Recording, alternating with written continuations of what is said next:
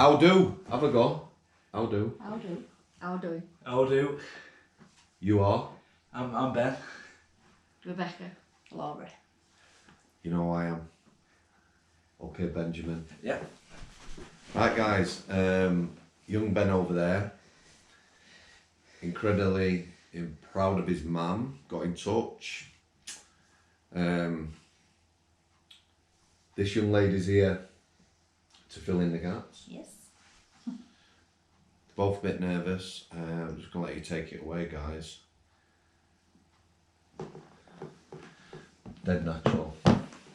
Okay. Okay. Who wants to start? I'll start. I have. Do you want to talk about just your career a little bit, so we know what you were, and then into your dream job? Yeah. I started as a dental nurse at 17. Qualified in it. Worked in a couple of different practices. One of the practices was very special because it's where I met my wife. Yeah. Laura came in as a trainee, not that much younger than me, thank you very much, Lane. We have no problem with age gap relationships. No. Me and our last 20 years, crack on. We're all good. Breathe. And I wanted to go into dentistry in the prison, but unfortunately there wasn't any jobs, so I seen a job advertised as an OSG, an operational support grade, in Kennet prison in Mughal, and went for it and luckily got it. That was my absolute dream. I wanted to know what it was like inside a prison, you know, the different sides to it, which I got to see, just stuff like, you know, listening to people's phone calls and like reading letters and stuff like that. The downside to it was I didn't like searching kids and stuff like that. That wasn't good. How long were you in job then? I didn't realise you'd actually been doing it. Yeah, I was only in it a couple of months before I got ill. I think a month. Was it a month? Yeah, something like that. But was it everything you thought it might be? Yeah, it was crazy. Like, you know, the patrolling the perimeter and stuff like that, just the way they get involved. Because I thought as an OSG you wouldn't get that involved with prisoners. Or you wouldn't get close to prisoners? No, as you would with a prison officer. And like at Kennet at the time, even the OSGs were like on the wings at night and stuff. Yeah. And for a prisoner to come to shout me up, you know, excuse me miss, will you turn the light off? I was like, Jesus Christ. Do you know? OSGs, guys, right, the operational support grade support prison officers in their roles.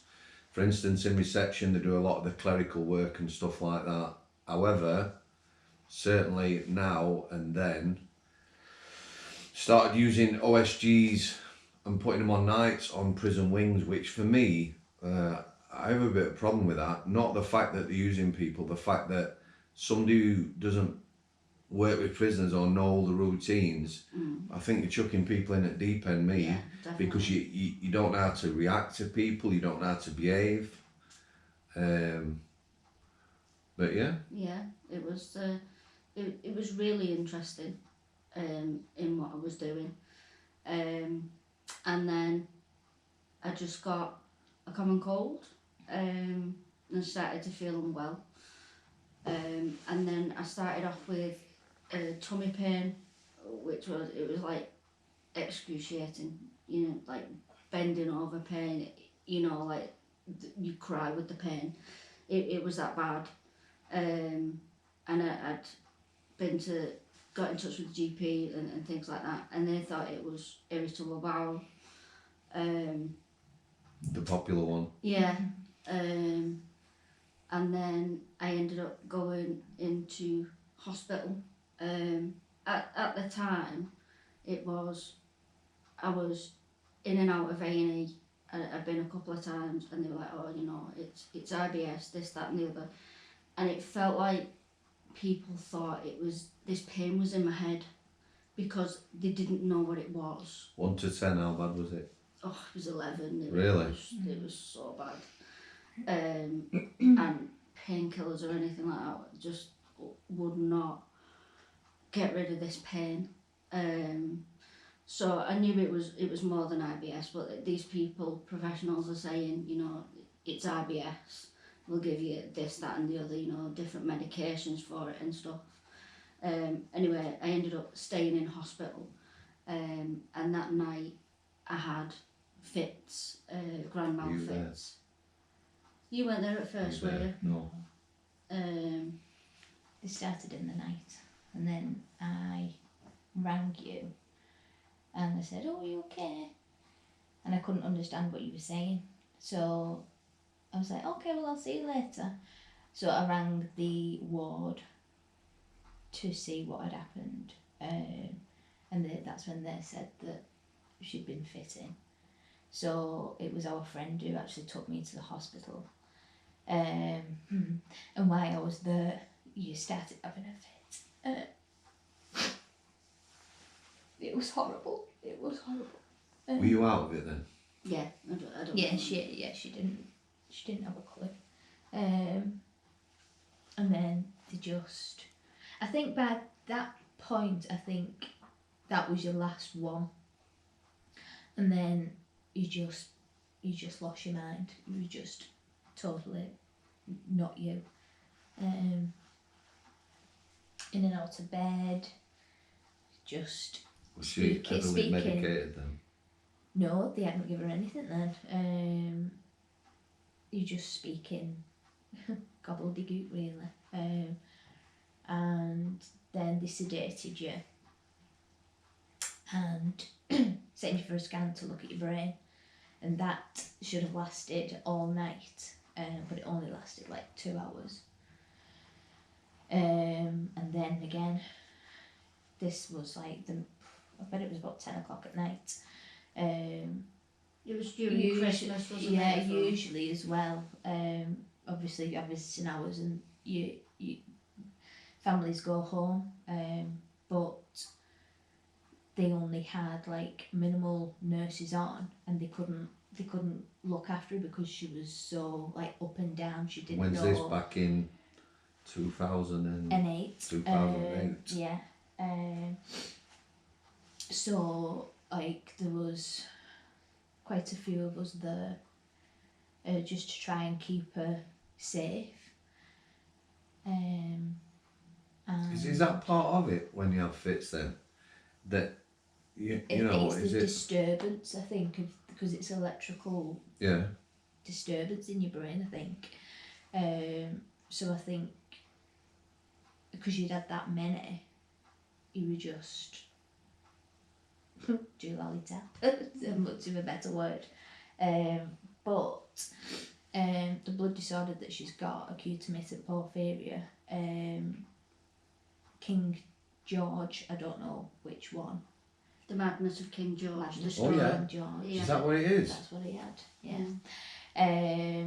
So I think it was quite possibly a combination of the fits and her being so poorly with the blood disorder as well. At that point you didn't know this though, did you? No, at this point we didn't have a clue. We just thought, what the hell is going on? And then Christmas came and went. You were still in hospital. How long were you in hospital for? I reckon about a week, possibly a bit longer. And you came home. I think it was New Year's Eve. You came home. Still, not really with it, but better than you was. And then after that, you saw a neurologist for tests to Because see we thought it was epilepsy, didn't if it was epilepsy. Those tests were fine. It was obviously part of your disorder and your body just going into shock, I think. But in the few months we were waiting for the test results to come back, Are these the brain scans? yeah. not the brain scans. They do special tests to see like light sensing. For the epilepsy, when you test him for that. Yeah. And they obviously came back fine. And in the few months that we were waiting to see the neurologist to get the test results, you had totally lost the use of your arms and legs. Mm. Are you complex mentis at this point? Yeah. So what is going on in your mind now? I didn't feel right. Obviously, I still had the pain and stuff, and I remember a particular day when I went to the bedroom window for a cig, and I was trying to lift my hand up, and my hand just felt like, you know, like when you've been lying on your arm for too long and it goes numb. Yeah. It was like that, and I'm like, I'm trying to lift my hand up to my face, and I'm thinking, why is it not working properly? There's something wrong. And then it started happening with the other hand, and then my legs, and the complete use of my body was just gone. I was completely there, but my body was just, it was like it was giving up. It just didn't want to. Did this like happen over a couple of weeks or? Yeah, a couple of weeks. Yeah. Numerous visits from the GPs, and they said that it was something to do with another medication that she was on. So they took her off that, which obviously didn't help. And then we saw the neurologist again, and he was shocked, wasn't he? Because you had to go in a wheelchair. You couldn't take your own shoes off. I had to do everything. I had to get you on the bed when he was examining you. And he was like, I don't know what's happened. He said, but I want you in the Walton Centre, which is a neurological centre, isn't it? Yeah. When I was at home, and between the 3 weeks before I seen the neurologist, I was asking to die. It was that bad. I didn't want to be here anymore and feel the pain, and my body just, it's like it was giving up. And I was asking people, mainly Laura, just to let me die. Oh. You alright? Is that just with the pain and like hopelessness? Yeah, I was. We just didn't have a clue. It was just no one could tell us, could they? No, one and could tell us it what was like, at first, you know, like I said, they thought it was in my mind, you know, because they couldn't find any excuse for this pain. There was all the tests that they were doing were coming back fine. So it was like, you know, is there something going on where she's imagining this pain, this, that and the other. And then when the use of my body started going, they were starting to take it more serious. But the GPs and stuff, they'd never seen anything like this before, so they didn't know what it was. So they were swapping and changing medications, which obviously wouldn't have been helping because your blood disorder is sensitive to medications. You have to be careful of. Obviously they didn't know this. No, they didn't. So in some ways they were making it worse. Did you want her in hospital when she was at home? Because your emotions, when she was at home, did you not want her? I did, but I didn't know what was best. Because obviously when you'd been in hospital, they weren't helping you. No one was helping. And then I thought, well... How old were Ben at this time? 7. So were you trying to... Laura would, throughout all this, was sort Ben out and work a full-time job. And you did it throughout it all, didn't you? You didn't have time off or anything, so... And then lack of sleep, and she came to the hospital every day to visit me as well. No matter where I was, she was there. So this Walton Centre then, tell me about that. It's a neuroscience hospital. It's for people with brain injuries, rare disorders and things like that. They're absolutely fantastic, they really are. When we'd seen the neurosurgeon, he said, I want her in the Walton Centre tonight. And he got me straight in there by ambulance. It only took him a few hours to do and then with him being in the Walton Centre, I was having blood tests. I had a lumbar puncture, which I don't remember having a lumbar puncture at all. It was I think at that point in time it was a case of just do anything to make me better, you know. But the hopelessness was that am I going to die? Am I going to be this way forever? You know, because by that time as well my voice was going, so I couldn't speak properly. I couldn't swallow. Well, everything, all the functions. Mm-hmm. Yeah, my Is voice. that to do with your brain? You know, not operating right, or It's the disorder. Yeah, that's what's caused it all. Because your body can't get rid of like natural chemicals that are built up. Yeah. So they build up. So it like attacks your body, doesn't it? Yeah. So it was just basically attacking her body, so you just couldn't move, so your muscles just weren't working, were they? So No.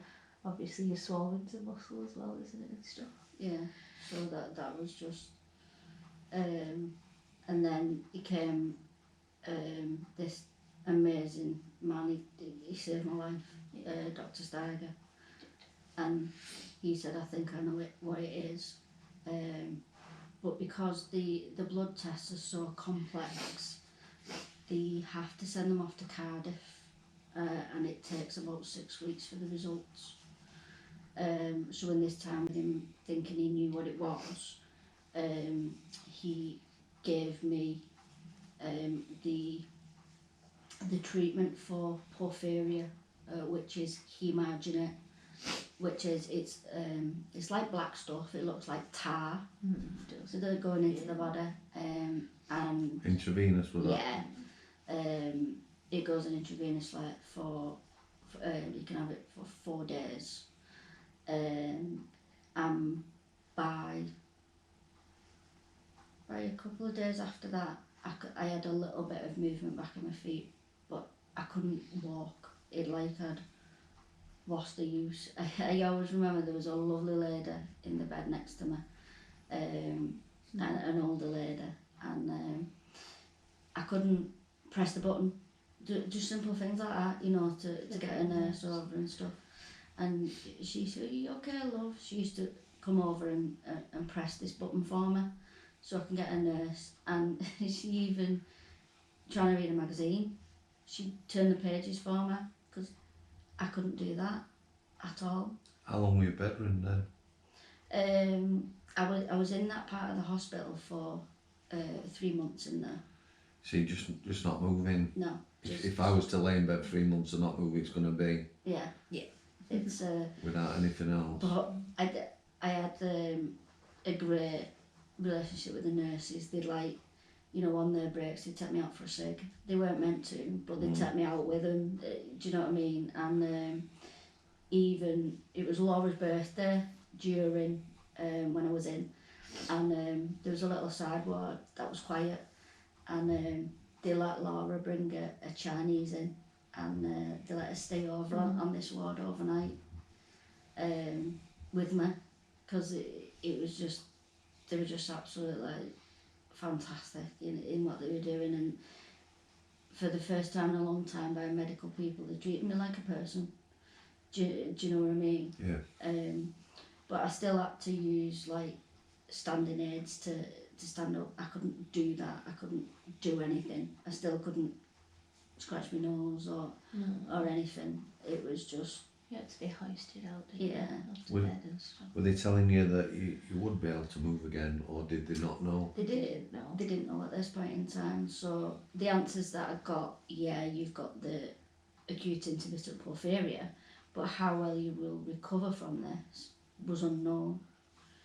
How many people get this, did you say? 1 in 75,000. So it's 15 in a million or whatever. it's so rare. But after the hospital, I went into the neuro centre, the rehabilitation unit, to learn to do things again. And I always say one of the lowest points was being in the rehab. The food was absolutely shite. It was horrible. And it was when people were leaving, when they'd done, you know, the rehabilitation and stuff, they used to get pizza. And I remember this nurse coming in. I'd only been in there a few days, so I still couldn't do anything. And I remember this nurse coming in. She was like, oh, you know, such body's going on, so we'll go into like the dining room bit. And I was sat there, I was fucking starving. And I was sat there like looking, and everybody else was like having pizza. And I didn't have any because I couldn't feed myself. Wow. And there wasn't a nurse to come and feed me because they were still feeding me at that point in time. And I'm like, oh, what the fucking am I doing here? Do you know what I mean? But throughout that, I was having physio and occupational therapy every day. Even they had this music room for people. I was like, I'm not doing that. I'm not going on a bloody organ. Really? Yeah, to help people, you know, move and Yeah. things. And I was like, I'm not doing that shit. I'm not like a brain of it. But you did. in the end, I ended up going in and doing it. And it turns out I really enjoyed it. Yeah, you loved it. Yeah. And you could play, what was it, Chariots of Fire on Yeah. by the end of it. And Maybe not very well, no, but that wasn't anything to do with your But movement, just they had us keeping like it. on wards with other people, and some of the people on the you know, from brain injuries and stuff, they wouldn't live a normal life, an independent life again, whereas me, I was starting to use my hands again and my legs. Did it inspire you? It did, yeah. The biggest inspiration in there was a young lad in there called John, and He was he 18? Yeah, at the time, and he'd had a bleed on the brain, and he'd become paralysed on one side, and his speech had gone as well. So you had to listen very closely to what he was saying, and he used to have like me electric wheelchair in there, and he used to go up to his room at night because his parents would be in there all day, every day, and they used to put him to bed at like 7 o'clock. And he used to go up and have a chat with him, and during the days I was sat outside with him and his parents and stuff. And he was the inspiration because he was absolutely amazing. He was a really amazing lad. I think you sometimes forget as well, like you said about his parents and yourself. You know, obviously you're going to be upset when your loved one's ill. Yeah. And you're trying to carry on doing everything else as well. You got a family and everything, then that must absolutely, you know, breakdown job or almost. Yeah, I don't even know how I did it. I look back and I think, Jesus, I must be hard me. I was in the rehab in total for 3 months. So I was in hospital and rehab for 6 months, so 6 months like away from home. And then they let us have like weekend visits where the OTs had to go out and assess your home to make sure it was okay, and they had a hospital bed downstairs and stuff like that. So they started letting me go home, and at first I was shitting myself because I was in this place where people were like me. Yeah. And going out into the big wide world and going home, people weren't disabled like me, because it took a lot to get used to that word, disabled, being disabled. Obviously, it would be very traumatic, but had you got anxiety and things going on as well as? Yeah, it was depression more, because I couldn't do the things that I did before.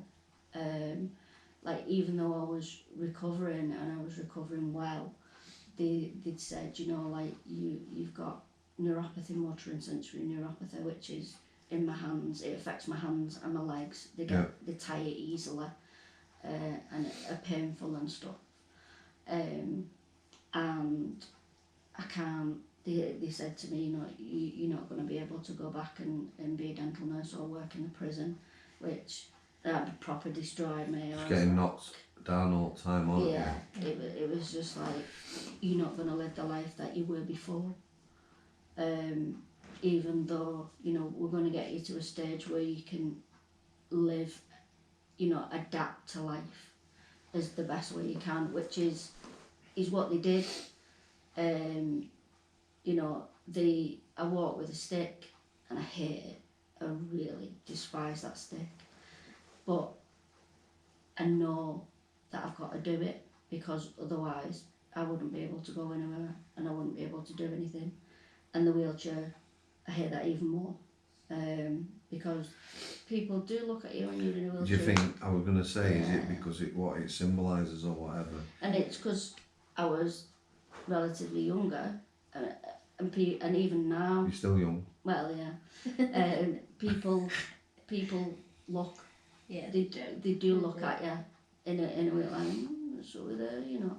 But even when you park, like now, if you're parking in a disabled bay, you get out of the car with a stick, people are still looking at you thinking, what are you there using a disabled bay for? Sadly, people judge too much, don't they? Yeah. I didn't honestly think now, though, that people would give anyone a second glance who were in a wheelchair. Yeah. Unfortunately, yeah, they do, don't they? And it's, I don't get annoyed by it anymore. It's more, Ben gets really annoyed by it. You know, people looking at me. It really, really annoys Ben, because he's like, why should people be looking at, you know, my mum like that? Which, you know, it is true. But I'm very lucky to be where I am today, to survive. And I am a Porphyria survivor, whereas other people, if they didn't have it diagnosed, if I didn't have it diagnosed, I wouldn't be here. If it wasn't for my family, I wouldn't be here. I fought for them to stay alive. For me, that is the proper scary bit, that, you know, coming across somebody who had a clue what it was. Yeah. It's because obviously we didn't know that it was a rare blood disorder at the time. We just thought I was dying, basically, and I was, you know, like everything. It was like everything was slipping away. Very matter of fact how you said that. Yeah. You know, in your head, you know, were you sort of being brave for the family or whatever, but sort of resigning yourself to the fact that because at that point I was asking to die, I'd come to the fact that I would. I dealt with it like that would be the better place for me at that time. Really? Yeah. Did she talk about this with you?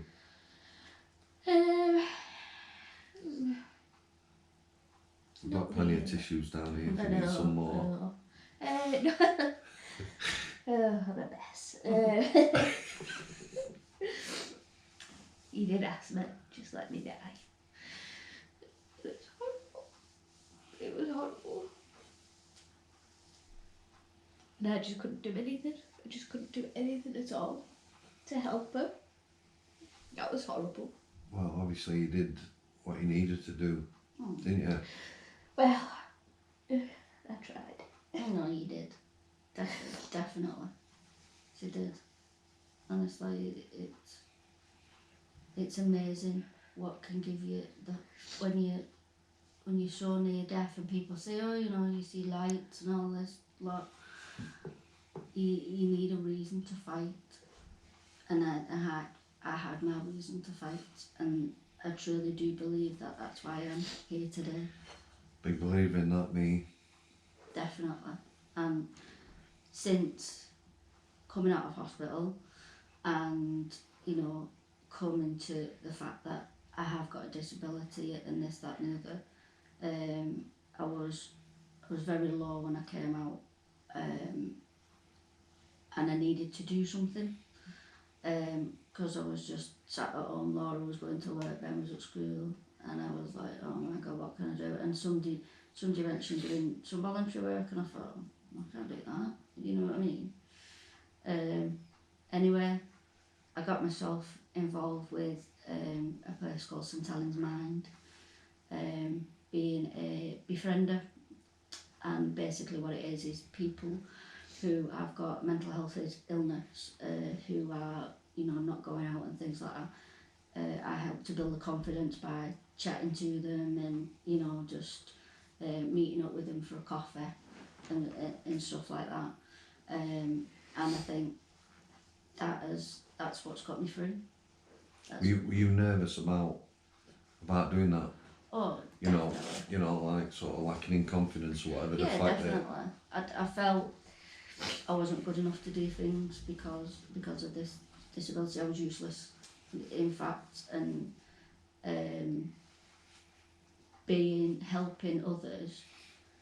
You know, people say that, you know, you do an amazing job, this, that, and the other, helping people, but they help me as much as I help them. Big fan. You know, I said that, me. Definitely. It's and like through my journeys, I've met some amazing people. There was one lady who I was doing telephone befriending with, and became that much, you know, of good friends. I was there when she was diagnosed with cancer, and I was there when I was holding her hand when she passed away in a nursing home. And for me, that was a difficult time, but I know that I helped that lady when she didn't have anybody else, and other people. Even now, St Helens Mind have got an allotment, and I go to that every week. I can't dig, I can't, you know, do bits and bobs. This is an award that I got in 2018 from St Helens Mind, for all the commitment and hard work and stuff. But I just go to the allotment nowadays and I just sit there, and if people are having a bad day or they've got problems, they just come and they have a chat with me in a brew while everything else is going on around us. Do you know what I mean? Is it something you enjoy? I love it. I really do. Has that saved you as well, getting out rather than being stuck at home? Yeah, oh yeah, definitely. It's without it. Next. This is from another place that I volunteer at. It's all about well-being in the community and stuff. And through lockdown and things, we've been doing like video phone calls every week to certain groups of people. Have you found that it sort of escalated a bit during lockdown? Definitely, it was started during lockdown, the phone calls and stuff, for people who were isolated, and it's still continuing to this day. We used to have a coffee and chat group in St Helens, and because of COVID that stopped, but these people that were isolated are still isolated in a different way now. So they created, there's myself and there was 3 other volunteers that do this and did this throughout lockdown, and just chatting to people, you know, just for an hour a week, just seeing how they're getting on. quite a lot of people I talk to, and myself. I thought if I could get 2 dozen people, like-minded, similar problems, and you know, and hook them up. Yeah. So they've just got someone like you did with that old lady. Mm. Because I'm quite sure there's not enough people to chat to all the people who. No, there isn't. There isn't, and it changes lives. You know, just by chatting, like one of the ladies, she said, I don't think I'd be here if it wasn't for you and everything you do. And to me, she's helped herself. But I have, you know, been there. You see, you're thinking that maybe you're not doing that much, but it makes a massive difference to people. It does. I love what I do. Don't get me wrong. There's days that I still feel useless because I can't work. Do you know what I mean? I still have the days where, you know, I'm in pain and I'm tired, and I can't do like simple stuff like help make tea or whatever, and things like that, which that does upset me. But I look back and I think how far I've come, and it's absolutely amazing that there was something there. Blood disorder, I just. It's just crazy, what it can actually do, and the fact that people don't know enough about it, about porphyria, you know, to help other people and things. And like one of the biggest things apart from porphyria is people's mental health as well. It's a massive part of my life, and if I can just help somebody and they can help me, I would definitely say if you've got an hour or so free a week, just get in touch with somewhere where you can just help somebody. We'll put all the links in the descriptions, guys, for everything. Yeah. I know my sister volunteers for Macmillan. Mm-hmm. Similar. Yeah. People who've got cancer. Mm. You know, just a mate, twice a week calls, coffee just to support people. Yeah. They'll never get enough people, will they, to help people? No, definitely not. The last volunteering that I do is for the British Red Cross. They've got a service where it's called emergency response, where people who have had house fires and floods, we go out to them in the time that the worst time of their life. They've just lost a home, they've ran out in their pyjamas and stuff like that, and they offer a service where people we can help with like clothes and taking them somewhere of safety and just stuff like that, which is another service that's fantastic. But people look at the British Red Cross just as, you know, doing stuff for refugees and things like that. Yeah. But there's all of the stuff, you know, involved inside that. And with that, I've been also involved with human trafficking, helping people who've been affected by human trafficking as well and things. So across the board, I do a lot, but I don't feel like I do a lot. No, obviously you've been recognised for that, which is really nice. Do you know what I mean? I know, but it's not. It's lovely to be recognised for what you do, but I don't do it for that. I do it for me as much as I do it for other people. And you know, as I said, the days when I'm knackered and I can't do things, and you know, this, that, and the other. But my family always help me through it. Always. So, you know, Ben and Laura. We'll have another cry. No. I think I've cried them all out, maybe. So, I've cried them all out. until It's pretty amazing, guys. I think we're going to have another brew, aren't we? Yeah. I need to blow my nose. I've managed to hold it back. Do you want to pop in and say goodbye? Of course. Can I just say one thing first? A lot of people say, for instance, like their heroes can be like football players, rugby players. Don't get me wrong. I've got influences like Tyson Fury, for instance. Always battles for mental health. But to me, the two people who inspire me are these two ladies sat here.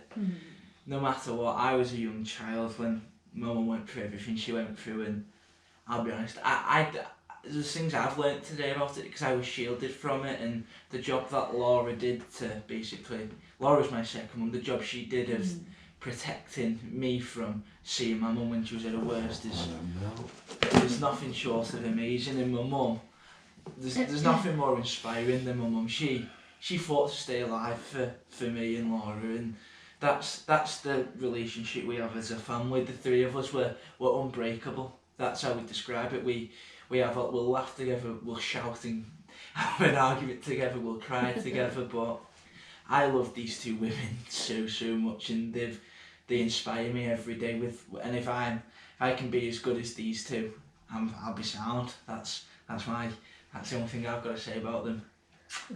You got all else to say? Just thank you for the time. No, giving. thank you. You know. Thank you for making me cry. Thank you. I'm not saying all else, guys. I'm going to leave it at that. Thank you very much. Thank you. Very inspiring. Cheers.